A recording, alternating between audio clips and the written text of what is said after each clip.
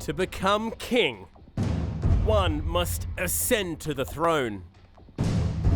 Each year the desert crowns its new king, one who has conquered the elements and survived to tell the tale.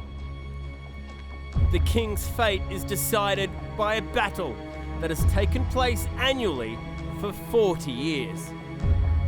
And at the end, one shall stand, and the others shall fall. It is a war of endurance, of determination and courage.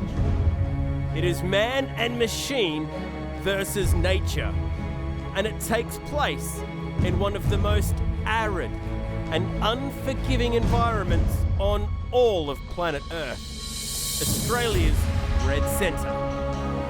Those wanting to be king will have to conquer extreme physical and mental challenges. Challenges on terrain so treacherous and in heat so blistering, only the strongest will survive. Over 2 grueling days and 460 kilometres, they will do battle with the elements and each other to see who will become king of the desert. And there can be only one. This is the Australian Off-Road Championship and the running of the 41st Tatts Finke Desert Race.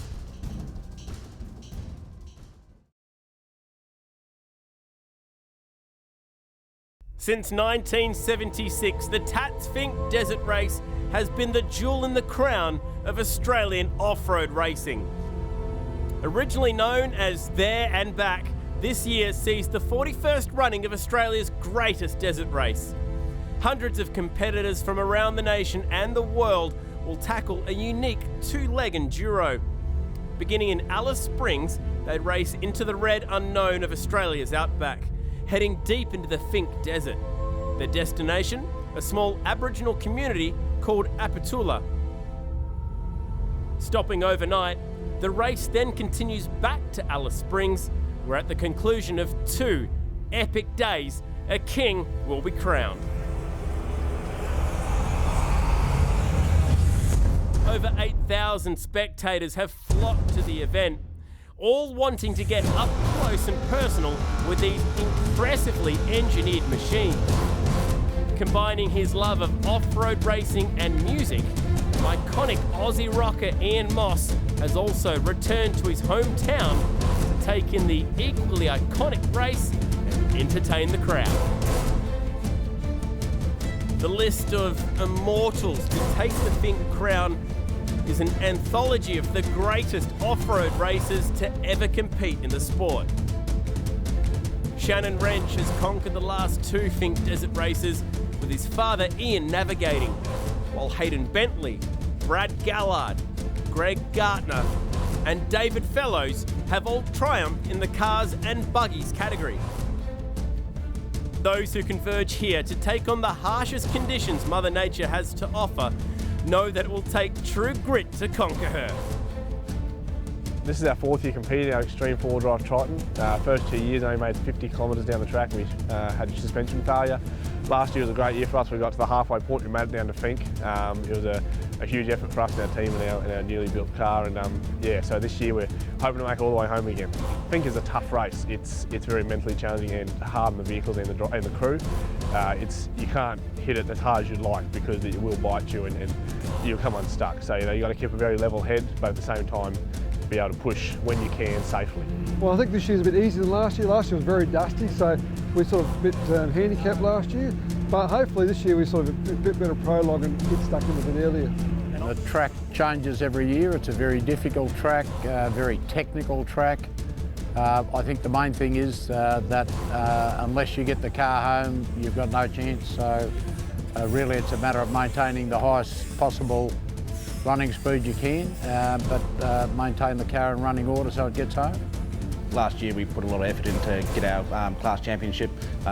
We worked hard as a team to get that, and to come into this year we're running the 401 plate is a good honour, and I know there's a lot of trucks out there that want to get that plate back and get the 401 themselves.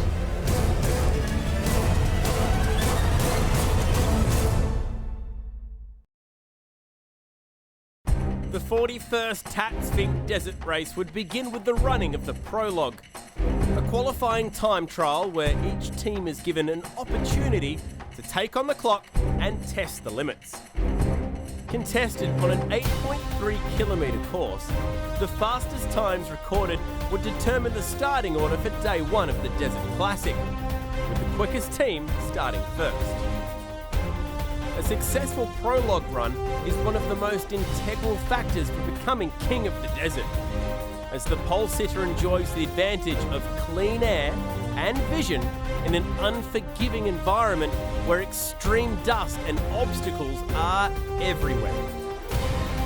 After taking pole in last year's Finke Desert Race, Jack Rhodes was dominating once again in the car and buggy category, putting in the fastest time overall to take back-to-back prologues. It would be the third time Rhodes has achieved this feat, the first being in 2012. Only 4 seconds behind, reigning king of the desert Shannon Wrench would record the second fastest time and start the race to Finke just behind Rhodes. After taking the crown in 2014 and 2015, Wrench is setting his sights on a record three-peat. Rounding out the prologue podium was West Aussie Bo Robinson. Trying his hand at extreme two-wheel drive, 2016 Dakar winner Toby Price could only manage to slip into 18th place. A suspected suspension failure caused him to roll the Geyser Brothers trophy truck yesterday, leaving the four-time Finke bike champion with a steep climb ahead. Back in extreme four-wheel drive, Clayton Chapman put in a titanic effort to clinch class honours, finishing 11th outright, faster than the majority of the pro field. Also firing a warning shot to their heavy hitters was Cody Crocker, who would take class honours in the Superlights, blitzing more than 60 other teams, many of whom are in the pro and extreme two-wheel drive classes.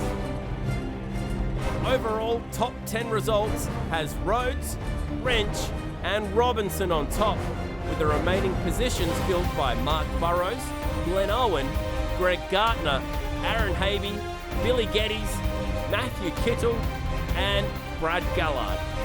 With the prologue in the books, the scene would now be set for day one of the 41st running of the Tatts Finke Desert Race.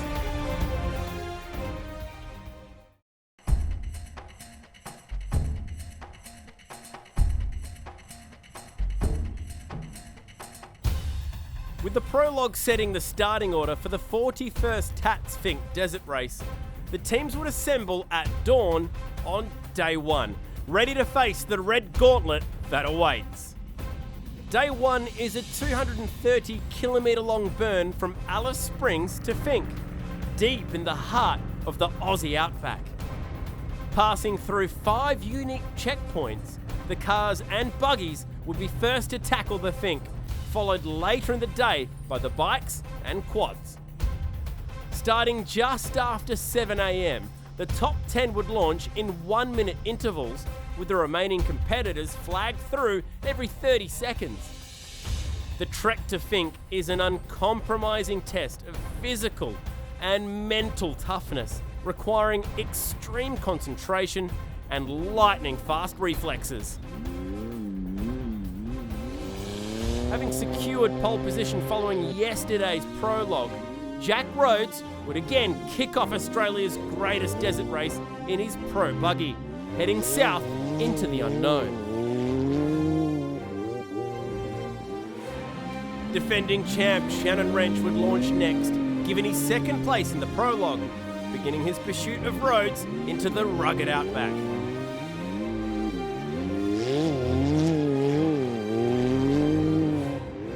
One minute later, Bo Robinson in the first of the extreme two-wheel drive trucks. Also from extreme two-wheel drive, Greg Gartner was 5th to begin his Finke campaign, followed closely by the pro buggy of Aaron Havey.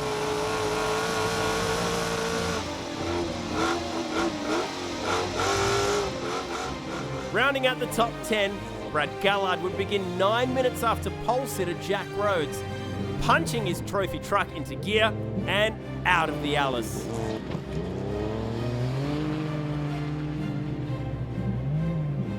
With the 41st Tatts Finke Desert Race underway, it was Greg Hicks who would be bitten by Mother Nature first, losing control of his Jimco Pro buggy some 30 kilometres in and making an unscheduled visit to a spectator campsite.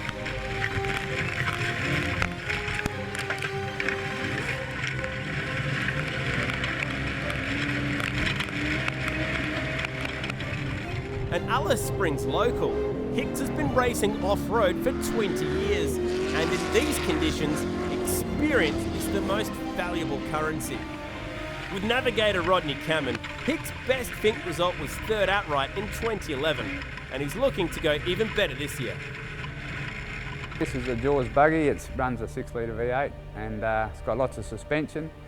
It carries about nearly 200 litres of fuel and has a top speed of about 220. Yeah, so it's a good car. Blokes that are out the front will go really well. I think as far as we're concerned, we'll be just waiting, just trying to pick a few off and hopefully a few break down. But yeah, a lot of speed this weekend. Yeah, we came third outright in 2011 in a Pro Light. That was really good, so we're obviously always trying to get back up there, but there's a lot of good competitors, a lot of good cars, so we'll see what happens. We had a lot of misadventures in this car, but yeah, Mildura the other day it was really, really dusty and you couldn't get it near anyone to pass, and the competitor stopped in the dust because he couldn't see and we couldn't see and hit him, and then the next car hit us, and so ended up doing a lot of damage to both cars, and the boys have only just put it back together now.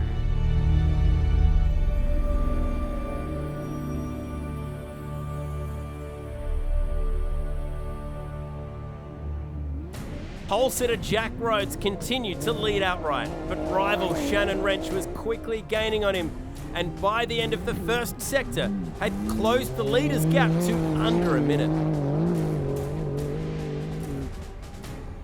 2016 Dakar champion Toby Price is pulling double duties in this year's Finke race, also contesting the bike category. Starting from 18th place on day one of cars and buggies, Price was rocketing up the order in extreme two-wheel drive, putting in the quickest split of Sector 2.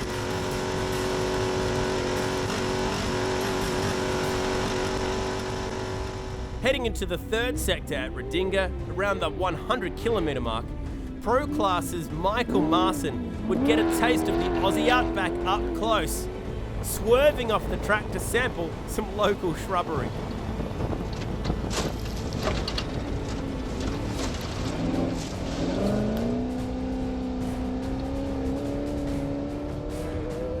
Back on track, Marson would again be dealt some bad luck, suffering engine issues, being forced to pull off the track and out of the race altogether. First failure here, we were doing really well. About the 130k mark, we sort of dropped the cylinder and we weren't quite sure, so we jumped out and had a look at to see if it had dropped the plug lead off or not, and it hadn't, so we figured, we had to sort of just pull her up, and unfortunately, yeah. Starting from 7th place, Aaron Havey was keen to continue his impressive consistency after taking second outright in round 1 of the Australian Off-Road Championship.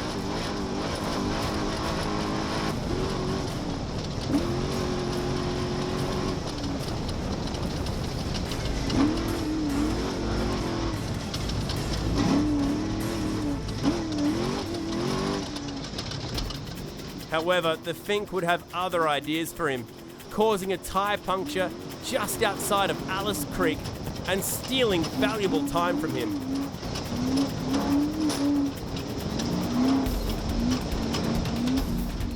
Havey's unlucky tyre puncture would cause the Element team to drop to 15th place and prove that to conquer this race, luck plays an integral part.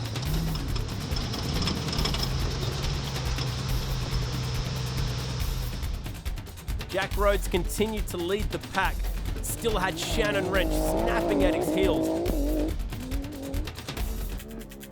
Sitting third in extreme two-wheel drive and 8th outright, Greg Gartner was taking no prisoners, going toe-to-toe with the Finke and showing his Ford F-150 truck absolutely no mercy.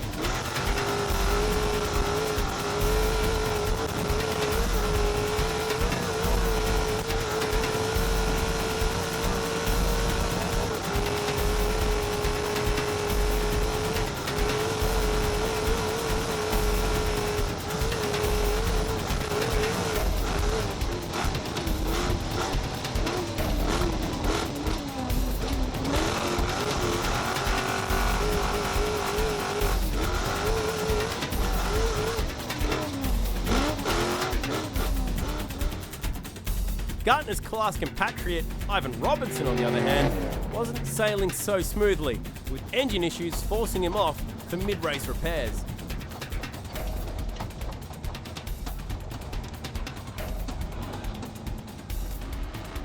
Robertson's luck would go from bad to worse though, as once back on track, the Desert would take a serious bite out of the Mickelfab Chevy truck, sending Ivan face first into the dirt.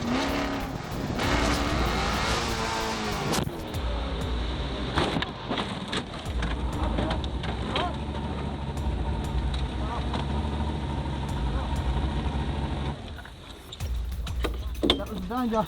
You right? Yeah, I mean, no.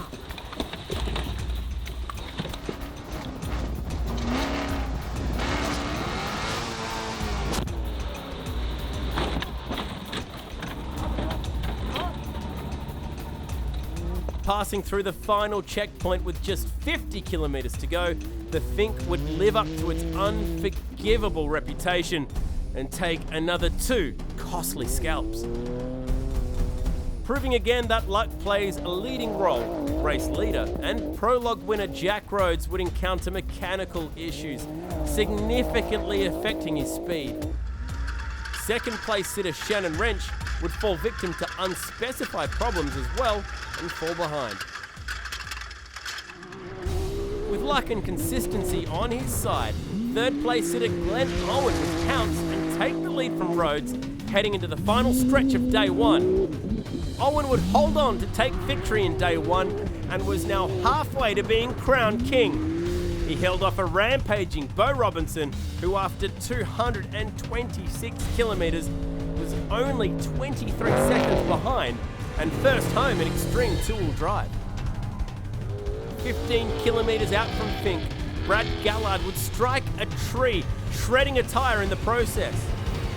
Bringing his trophy truck home on a rim, Gallard would just scrape in over the finish line in 4th outright.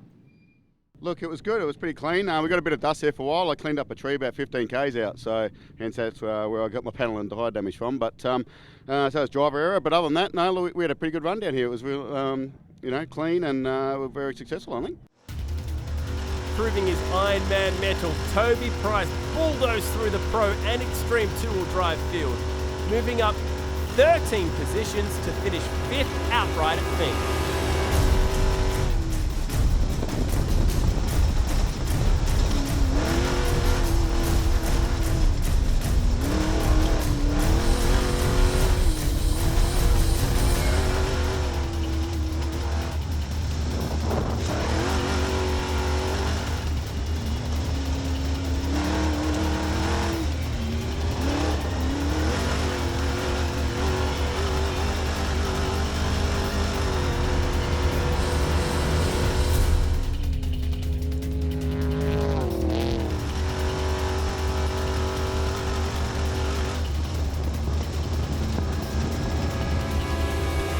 Greg Gartner would land in Finke behind Price, followed by reigning king Shannon Wrench, Travis Robinson, pace setter Jack Rhodes, and Carl Havey rounding out the top 10.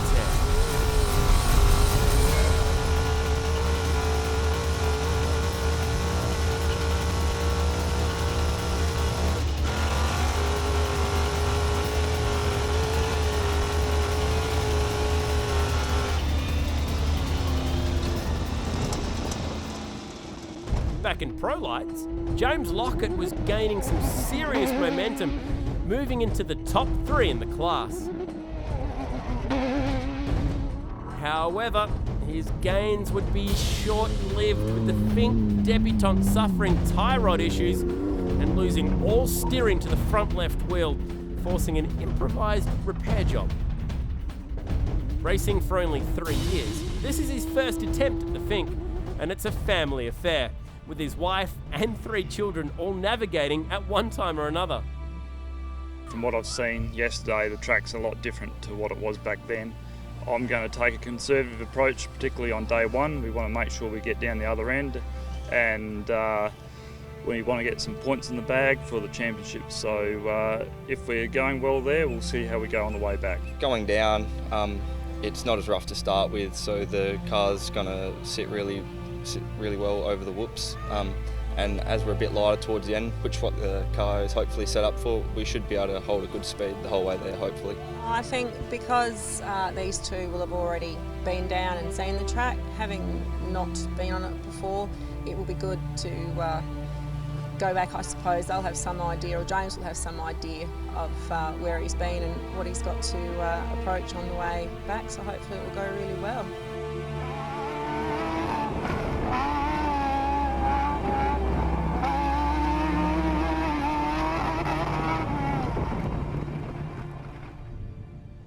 Starting first in production four-wheel drive, veteran Jeff Pickering was tackling his 13th consecutive Finke Desert Race, having taken class honours 12 straight times. The 10-time class champion would lead Amy Chapman into the red centre, chasing his 13th Finke victory.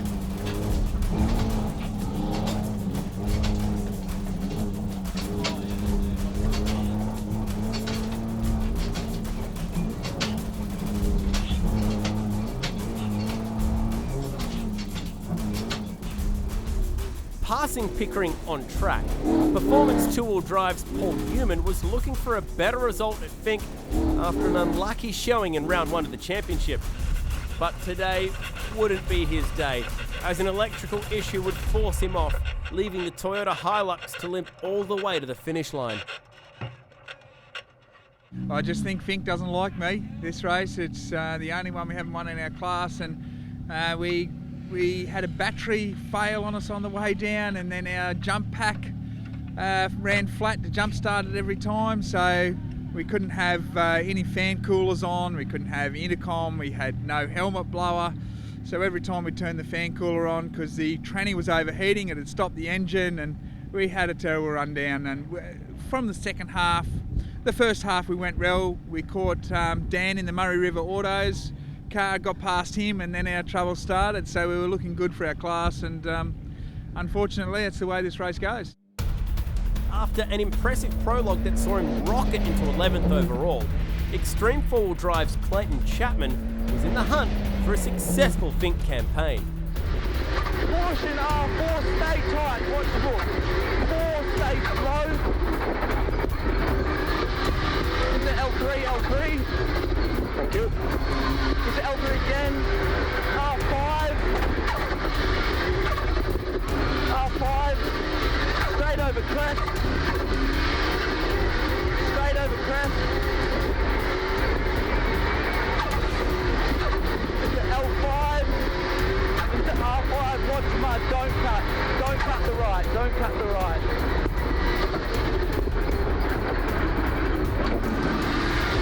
Awesome. L5.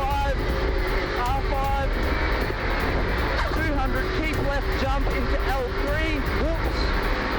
Into L3. Whoops. Into R4. R4. Into L5. L5. Whoops. But Finke is a cruel mistress at best, and Chapman would suffer her wrath. 75 kilometres in, a front suspension bolt broke, as well as the turbo exhaust dump. With the chance of a fire breaking out, Chapman would have no choice but to end his campaign.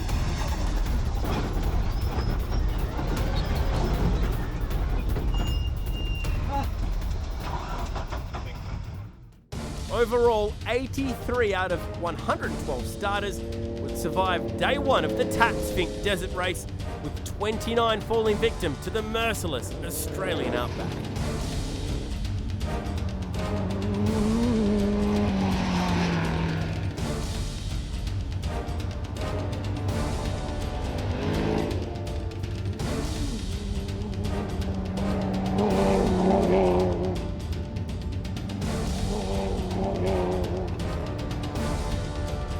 We had some dramas basically straight off the line. We damaged some shocks on the right hand side on the rear, and so it was a fairly wild ride down. It was like driving an old HQ, I think. The run down was great. You know, we left Alice Springs in 26th position. Early in the piece we started to knock off a few cars. The dust level was fairly low, so you know we could actually get behind cars and get them fairly quick. We had a hassle-free run, a few hairy moments here and there down the track, and I think we got here in Finke in 12th position. I think it's about the 140k mark. We must have bloody hit a stump or something in the weeds there and got a flat tyre. So yeah, we pulled over there for about 5 minutes to change the tyre, and then we got back on the track again. So yeah, just a bit unfortunate, but that's how it goes. Run down was really good this year. Track conditions were awesome. There was nowhere near as much dust and a little bit moist. But yeah, it was pretty hard on the driveline on the Polaris with it being so sandy. Done a drive belt, probably about 85 k's. So a few minutes to change that, but no, back underway and really happy with how we went. We probably could have pushed a lot harder, but the idea was to get down here and have everything still intact for tomorrow, and probably push harder in the second half tomorrow to try make up a bit of time.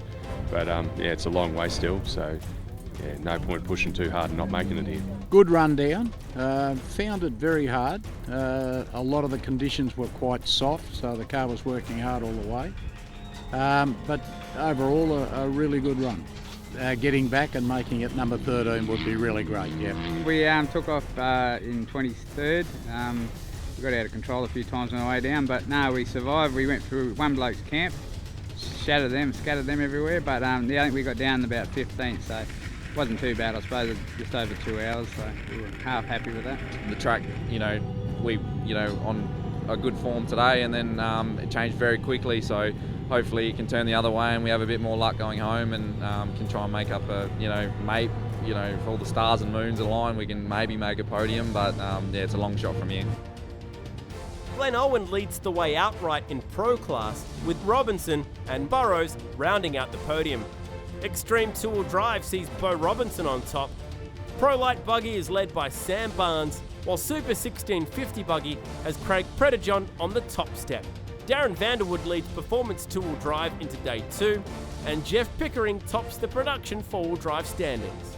Extreme four-wheel drive sees Kent Battle on top, and in the Superlights, Peter Carr holds the #1 position in the naturally aspirated category, with Toby Waitley taking the honours in the turbo category. After a grueling and vicious race to Finke on day 1, the teams will regroup and prepare for the final stretch tomorrow. Despite being competitors on the track, their true nature is revealed off it, with friendship the defining features of the Australian Off-Road Championship. Sunday night down here in Finke, we're sitting around a campfire right on the very edge of the Simpson Desert. Two very influential men in Australian motorsport, and particularly off-road racing, Brad Gallard and Toby Price. Brad Gallard, huge logistical effort to get all this here. Just talk us through what it's taken to get you guys to this point and get us here on Sunday night in Finke. It is. I mean, obviously we're running 2 trucks this weekend, and Toby's in one and I'm in the other. So, look, it's about 20 guys that we've got this weekend, 20 people, and there's right from truck drivers to pit crews to logistics guys to everything it is. And I mean, we're running a semi and 4 vehicles chasing around, 2 trailers.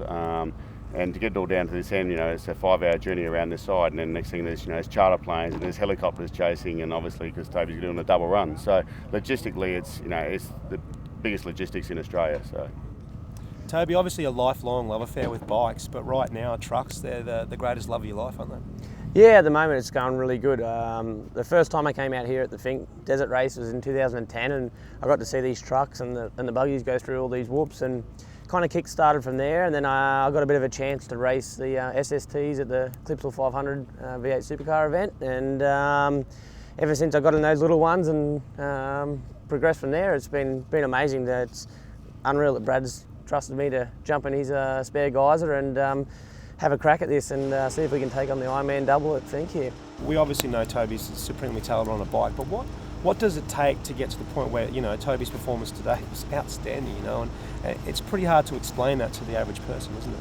Absolutely. I mean, Toby's times on the bike are obviously very similar to what we can do in the trophy trucks. So he knows the pace that he's got to run at, and then that's all he knows. He just knows to be at that 100% fast pace, and that that's obviously under our standard watch to see him come from 19th on the road to finish in 5th position and go through the cars that he did. And obviously the track knowledge has certainly been amazing and pushing through in that truck. But the trucks will obviously work for him. He only got a short time in the thing, 5 minutes in the thing before it all went wrong on Friday. So to be able to to jump in and do that's an outstanding, absolutely outstanding achievement.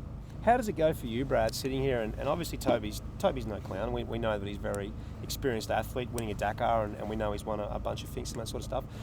You're putting a lot of faith in someone when you put them in essentially what is one of your babies, isn't it? You put someone in your guys a truck, it takes a significant amount of faith in their ability, doesn't it? Yeah, absolutely.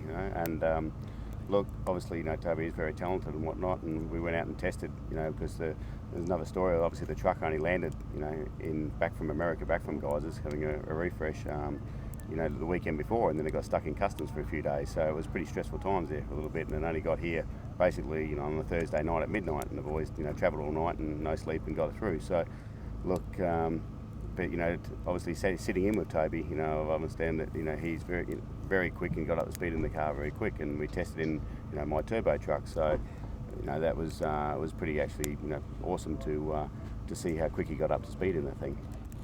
You've been through some pretty tough times, Tobes. Obviously, the broken neck at Baja a few years ago and that sort of thing. Do you ever stop and pinch yourself and just go, get a look at this life? Look at the life that I get to lead. Look at what I've created for myself. 100%. In the last 3 years, definitely. To come back from my broken neck and then to being basically that close to not racing and not walking again. We've climbed back on a bike, and a year later, we finished on the podium at Dakar, and then 2 years later, and we won a Dakar. So it's just blown me away how quick things have turned around and changed and gone the right way. And then on top of that, we've also got to drive some SSTs, and now I'm in one of the best built trucks you can get, and it's these are the lounge chairs of racing pretty much, and it's for sure. I've got to pinch myself every morning to wake up and think, is this really happening for me at the moment, and going this way? And it's I don't know, hopefully we can just open some doors for later on when I get to being close to that walking frame. I'll hopefully be able to climb in trucks more. 1-2 Brad Gallard, Toby Price, or 2-1 Toby Price, Brad Gallard. Whichever way, I guess we'll fight that out tomorrow, and there might be some panel swapping, I guess, coming into the stadium. Who knows? So. That's obviously the goal. That would be a major achievement, wouldn't it? Yeah, obviously in off-road, to put a two trucks. Obviously Greg Gartner was the first truck to win in 2011, and then I won in 2012 in a truck. But the buggies have got on top of us in the car class in the last few years, so to put a couple of trucks right up there in the front would be an awesome result for us. So, but we got tomorrow to do that. That's fantastic, Brad Gallard, Toby Price. Appreciate your time. Best of luck tomorrow. Cheers. Thank you. Thank you. Hopefully 1-2. Yep. Absolutely.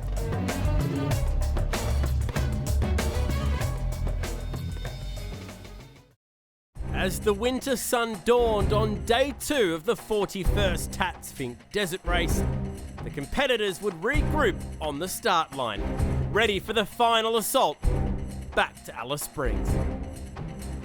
83 teams had survived the trek to Finke, and with 226 kilometres left to conquer, even less would make it back to Alice. With temperatures plummeting close to 0 overnight, luxury wasn't an option, and the teams worked tirelessly under the stars to prepare the vehicles for the final leg today. Glenn Owen and navigator Matt Ryan took day 1 of the Desert Classic and would be first to begin the final stretch. Yeah, feeling pretty comfortable. We've got a pretty fast bunch behind us, so we're going to have the pressure on all day to get back. But we're looking forward to it. Yeah, we've been here a few times trying. We came close in 95, got knocked off by 5 seconds. So we are fairly keen to try to get one. Owen would have a 23-second head start in front of Bo Robinson, who came in second yesterday. The field would launch depending on the times they recorded on day 1, with third place getter Mark Burrows starting only 3 seconds ahead of fourth place getter Brad Gallard. After putting in an epic showing on day 1 and climbing 13 positions, Toby Price would start 17 seconds after Gallard, with a podium finish firmly in his crosshairs.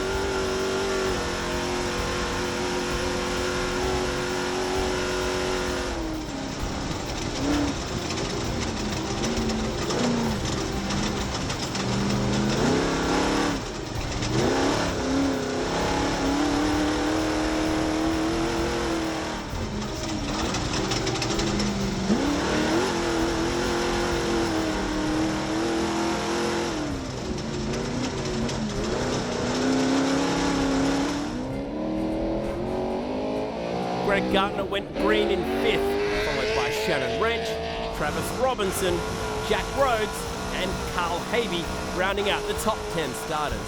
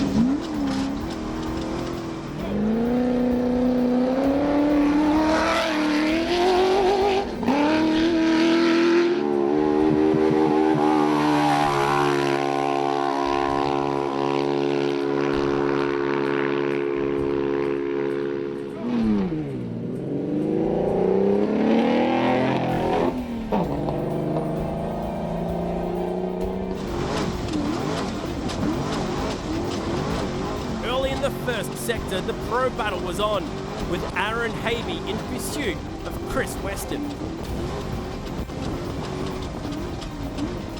Habe and Weston were both behind the wheels of similarly built element buggies and were evenly matched. But at the 10-kilometre mark, Habe could only manage to catch Brent Martin as the race intensified.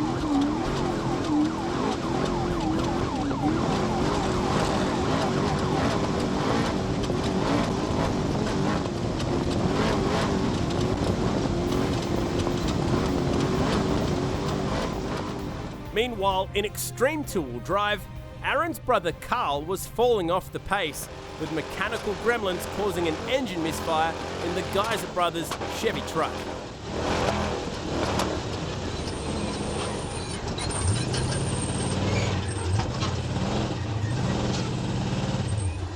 After racing in pro class last year and coming second outright in the championship, Habe is trying his hand at extreme two-wheel drive and is still breaking in the 6-litre V8 trophy truck. We came here with a new car that hasn't seen Fink, and to finish 5th last year was awesome for us. Behind my brother here, Aaron, which sort of was okay. Would have not been nicer to be in front of him, but yeah, we finished, and I'm very grateful to get. Look, heaps of people didn't finish, so we bought this Geyser brother trophy truck off of Jeff Rowe, and we're still developing it at the moment. I think it'll do all right. It's probably not quite as quick as my old car, but we should have some fun. Going from 8 to 10 k's an hour in a tractor to up to 200 kilometres an hour in one of these things, there is a bit of difference between the two, and hanging it out sideways is always good fun. The last 40 k's coming back into Alice Springs was really good. To me, that was the roughest, and the cars, like my car last year, seemed to handle it quite well. So we had a good run all the way down and all the way back, but the 40 was probably the closer you get to Alice, the happier you are. So you want to get over that finish line. After limping home in 4th yesterday with a shredded tyre, it seemed Brad Gallard's luck had finally run out. 40 kilometres in, the former king of the desert would have a rear suspension link fail on a section of whoops, forcing him out of the race. Yet another major scalp in the Fink's Hall of Pain.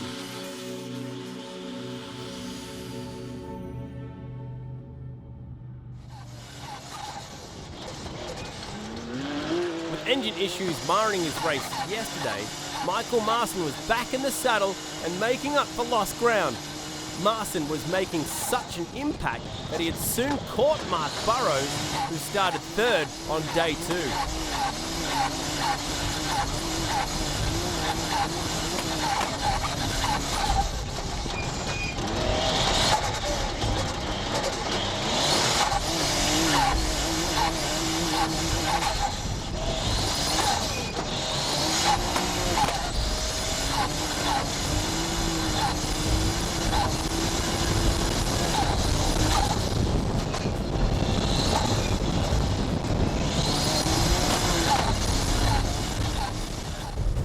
However, in a carbon copy of his race on day one, Marson would again strike trouble and end up on the side of the track.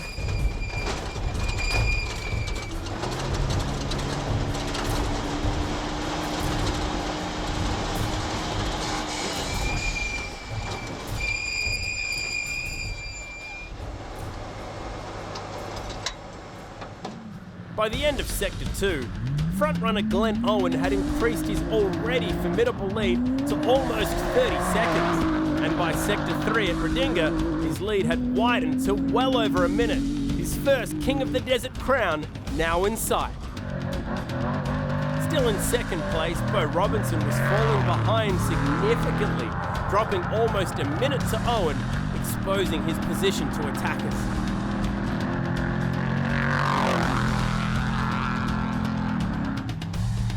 Starting 12th on day 2, extreme two-wheel drive Steven Sanderson was continuing his faultless 2016 campaign, gaining valuable time through each checkpoint.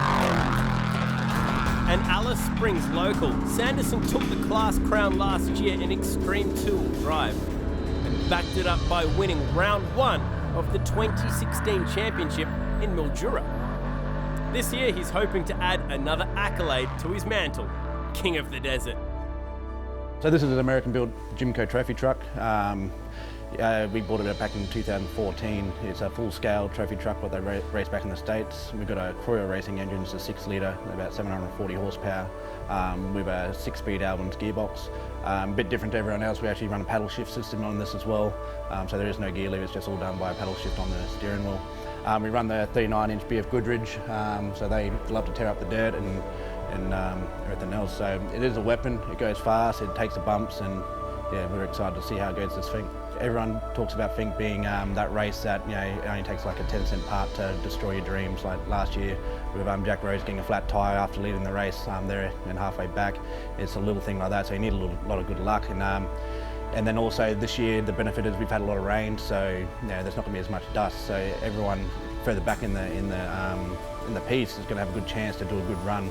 You know, you're not going to be limited by dust. So I think this year's going to be full on, a lot of speed, and a lot of people are actually going pretty hard for it. And we've been racing this race for a fair while now with our family, and you know, to do that would be just a great honour. And I think, you know, to get the trophy back into Alice Springs as well. It's been a while since a local competitor has won Finke. To be able to do that would be sensational. We'd be so happy. With only 68 kilometres to go in the 41st Tatts Finke Desert Race, Glenn Owen was superbly maintaining his lead and looked unstoppable.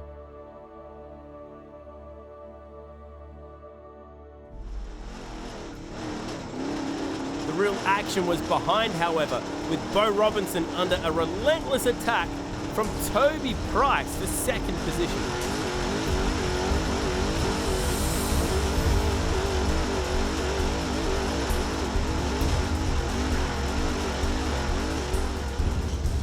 Price's trophy truck was only firing on 7 cylinders and had also dropped third gear, but that couldn't stop the 2016 Dakar champions' resolve, violently pushing ahead and vowing to take absolutely no prisoners.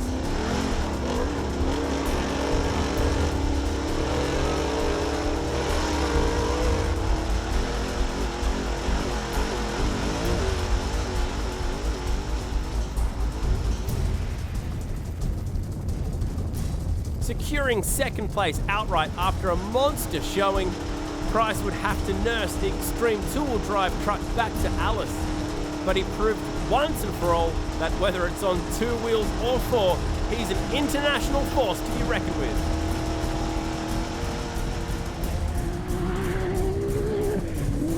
In the end though, there can only be one, and like his race on day 1, Glenn Owen once again proved that consistency, concentration and a bit of luck all contribute to a winning formula. Having battled the Finke 6 times already over a 20-year period, 2016 would finally be his crowning achievement.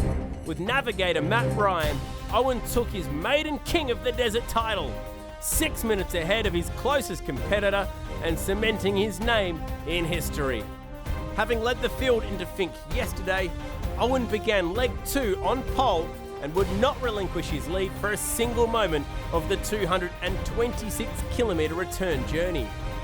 With a total race time of 3 hours and 37 minutes, Owen had faced the Fink and the desert had crowned him king.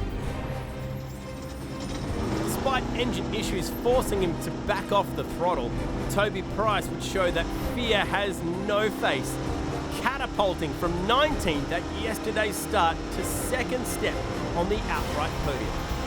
Price would also be first in extreme two-wheel drive, his efforts even more staggering given his double duties on the bike as well.